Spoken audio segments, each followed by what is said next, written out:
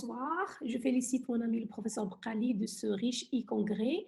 Dans ce symposium des laboratoires Contel représentés par la société New Light System, on va parler des avancées technologiques en matière de diagnostic et de traitement dans le syndrome sec oculaire. Vous savez tous que la sécheresse oculaire représente un vrai problème de santé publique très fréquente. Plus de 350 millions de personnes de par le monde sont touchées par ce syndrome sec avec des dépenses énormes, 5 milliards en vente en 2020 de médicaments et d'équipements. Et on sait qu'elle est en croissance et c'est prévu 33% de croissance dans les 5 prochaines années à venir. La définition, elle a été bien faite par le DIUS 2 déjà 1, pardon, en 2007, affiné en 2017 avec cette notion de perte de l'homéostasie du film lacrymal et en plus des anomalies comme l'instabilité du film lacrymal, l'hyperosmolarité, l'inflammation, on a ajouté les anomalies neurosensorielles. Les symptômes de la sécheresse sont très variés, donc on le connaît tous. Pour insister uniquement sur deux formes, la forme très douloureuse qu'on doit prendre de façon un petit peu spéciale en rapport avec les altérations neurosensorielles et surtout la forme asymptomatique qui est assez fréquente et qu'il faudra absolument détecter pour éviter un risque de décompensation en post-chirurgie, en particulier en réfractive et en cataracte. Et donc, ce dépistage va se faire par des examens objectifs qu'on a maintenant à notre disposition. Ça, c'est un exemple d'une patiente qui vient consulter pour un presbylacique, forme asymptomatique puisqu'elle ne présente aucun signe fonctionnel de sécheresse, mais l'examen retrouve une méibomite et donc l'OSDI, il est à 10 dans son score et donc je lui fais un lacridiaque qui va étudier le nibut, la mébographie et la hauteur du muscle lacrymal et il s'avère qu'elle a un syndrome sec mixte avec 5 secondes en nibut et 0,17 en hauteur du muscle lacrymal. Donc, le syndrome sec oculaire donc, peut être soit sous sa forme évaporative par altération des glandes de mébomus ou bien dans sa forme déficiente aqueuse par altération de la glande lacrymale principale. Mais en fait, on pratique que les deux formes sont souvent intriquées. C'est les formes mixtes. Les causes de la sécheresse oculaire sont très nombreuses et c'est une maladie d'ailleurs qui est multifactorielle et on va trouver des causes dans la forme évaporative et dans la forme en déficience aqueuse et dans la forme mixte, nombreuses et variées comme je viens de le dire.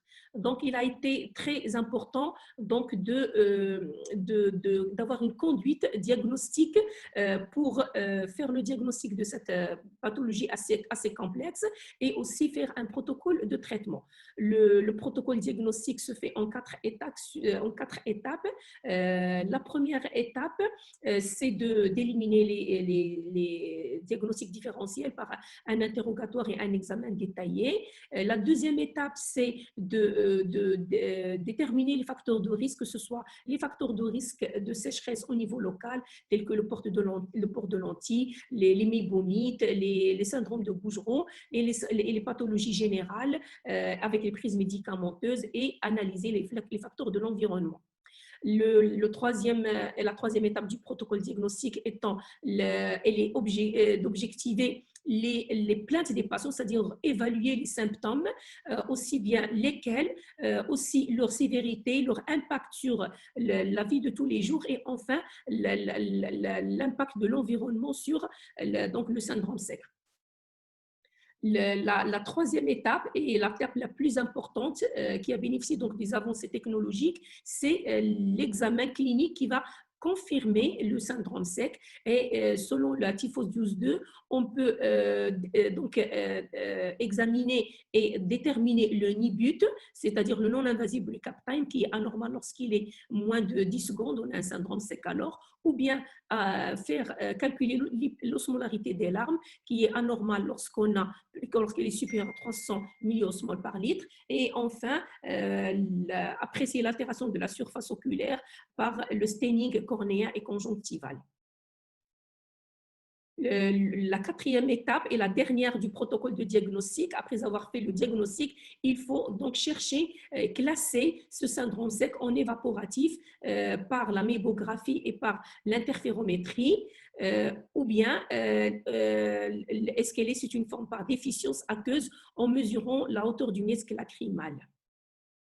Donc, c'est là que on va parler donc de cet outil diagnostique très simple et très pratique pour faire le diagnostic et la sévérité de la maladie. C'est le lacridiaque. Le lacridiaque, il va nous permettre d'analyser les trois couches du film lacrymal, le nubute, l'interférométrie, le ménisque lacrymal, l'examen des paupières par la mébographie et les photos, et l'examen de la surface oculaire par les colorants et l'hyperémie conjonctivale. On va passer un par un des fonctions du lacridiaque et on commence par le nibute, le non-invasif precaptile, évaluation de la stabilité du film lacrymal sur la cornée, mesure automatique du temps de rupture du film lacrymal, et donc on aura une carte où on va avoir la localisation de la première rupture avec le temps de rupture. Le premier temps est anormal lorsqu'il est inférieur à 10 secondes. Le deuxième, c'est l'interférométrie qui analyse qualitativement et quantitativement la couche lipidique. Elle est rapide et donc on va évaluer cette interférométrie, cette couche lipidique avec des images pour la graduer. Et lorsque on a une épaisseur très minime, inférieure donc de l'épaisseur du film de la couche lipidique du film lacrymal avec un maillage qui est large, donc on a donc un syndrome sec de type évaporatif. Le deuxième, c'est l'examen de ménisque lacrymal, analyse quantitative de la couche aqueuse avec une mesure de la hauteur. 5 mesures sont faites avec une moyenne. Et donc, lorsqu'il est moins que 0,25, ça veut dire qu'on a une insuffisance aqueuse. Le quatrième, et parmi les plus importants, c'est la mébographie. C'est l'imagerie infrarouge des glandes de mébomus, analyse qualitative des glandes de mébomus avec une détection automatique des glandes, puis une quantification automatique. Et donc, on aura l'importance de la perte au niveau de la paupière supérieure et la porte inférieure. Lorsque cette perte est supérieure à 25%, on aura donc une altération de la couche lipidique. Une bibliographie très riche sur le lacridiaque, montrant son efficacité, sa reproductibilité pour faire le diagnostic et pour classer ce syndrome sec.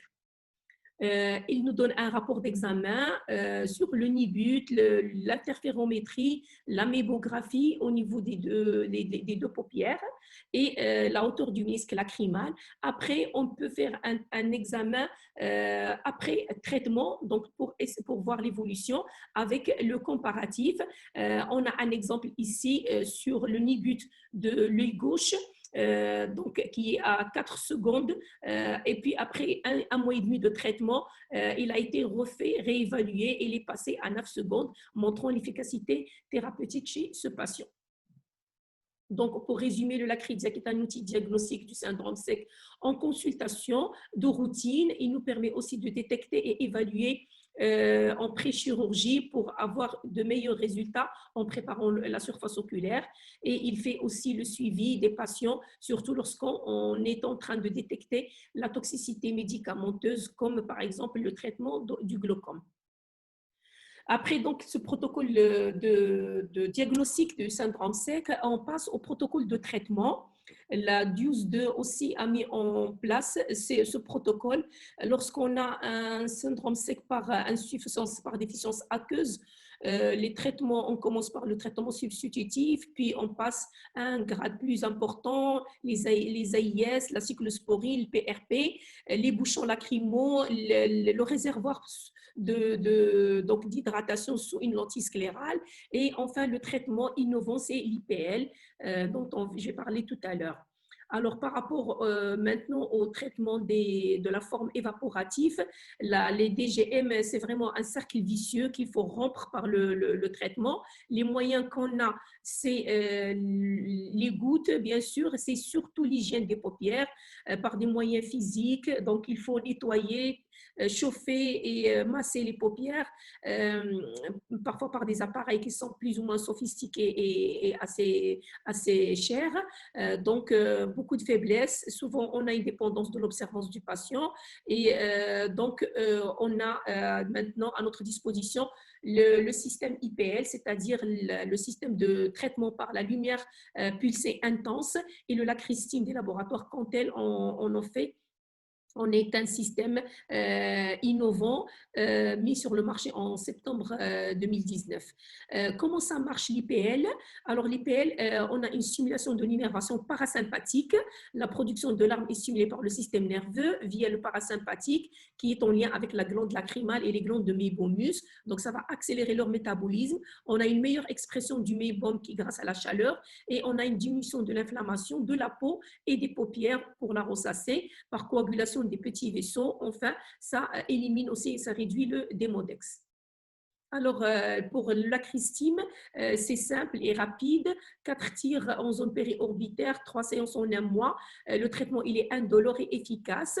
Le plus du lacristim par rapport aux autres IPL, c'est que ça fonctionne avec une fluence totale uniquement de 8 joules par centimètre carré, avec un train de pulse avec des pauses de 26 millisecondes. Ça a des avantages donc cliniques, pas d'augmentation de la température des tissus, aucune réaction inflammatoire et surtout on a la possibilité de traiter toutes les majorités de peau avec sécurité parce que la longueur d'onde est supérieure à 610 et donc on peut traiter les peaux blanches jusqu'aux peaux brun foncé. Je résume pour le lacristim, c'est un système d'IPL qui est efficace et safe. Les indications sont larges. Dès qu'on a une insuffisance des mouillons oculaires et des moyens physiques d'hygiène, on peut passer à l'IPL, simple et rapide et efficace.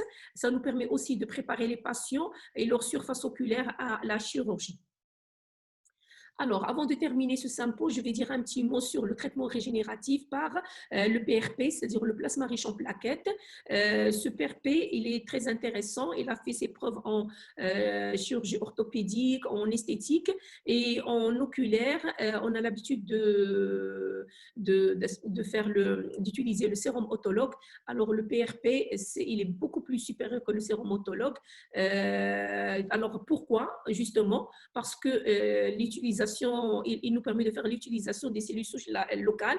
Donc, il y a une stimulation biologique des tissus lésés avec les concentrés plaquettaires et ça va consister en l'utilisation du potentiel régénératif du tissu qui va recruter les cellules souches locales. Donc, la réflexion est la suivante. Il y a des cellules souches dans tous les organes et donc, on va les réveiller par le PRP, ce qui va nous donner, donc, grâce aux plaquettes, ces plaquettes sont les facteurs clés dans ce mécanisme de réparation des tissus.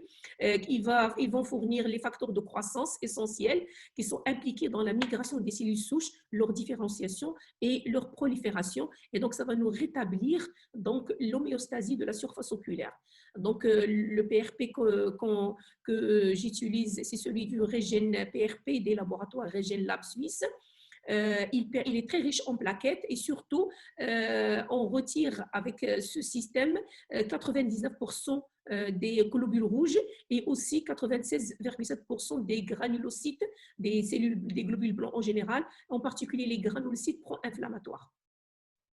Donc, une étude espagnole comparant le PRP à l'urine de sodium, les résultats sont nettement supérieure avec une accalmie, disparition de l'inflammation et amélioration des symptômes et de la surface oculaire, de l'atrophicité de la surface oculaire par le PRP. Actuellement, on a commencé une étude par le PRP au centre Casablanca Cornet Kératocone dans les pathologies de surface oculaire, en particulier les ulcères chroniques et les syndromes secs. Ça, c'est l'exemple d'une patiente, syndrome de Gougerot et avec une altération importante aussi palpébrale. Et après 2 cures en un mois, de PRP, de cure de 7 jours, on a retrouvé une surface cornéenne qui est calme, avec un moins d'hyperémie bulbaire et palpébrale et un film lacrymal plus régulier et plus transparent. Ça, c'est l'exemple d'une fillette avec plaque vernale qui a résisté au traitement habituel et donc traitée par une cure de PRP 7 jours à raison de 4 gouttes par jour après grattage de la plaque et donc le retour à une surface oculaire calme et une cicatrisation totale de l'ulcère. Pour résumer ce symposium, le syndrome sécoculaire est très fréquent, problème de santé publique.